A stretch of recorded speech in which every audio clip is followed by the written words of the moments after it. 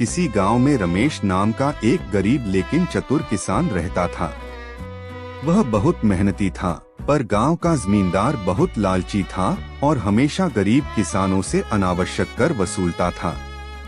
एक दिन जमींदार ने गांव के सभी किसानों को बुलाया और कहा, अब से जो किसान अपनी जमीन का कर नहीं चुका पाएगा, उसकी जमीन मेरी हो जाएगी। यह सुनकर सभी किसान बहुत डर गए।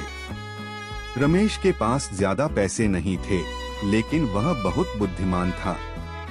उसने एक तरकीब सोची।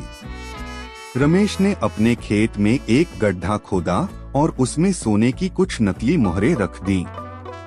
फिर उसने गांव में अफवाह फैला दी कि उसकी जमीन में खजाना दबा हुआ है।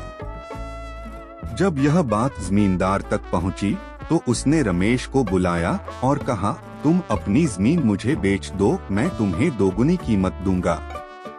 रमेश ने सोचा कि यह अच्छा मौका है और उसने तुरंत सौदा कर लिया।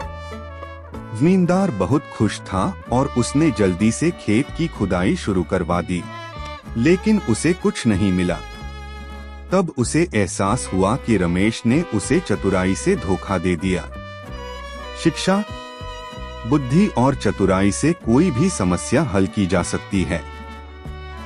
लालच करने से नुकसान ही होता है।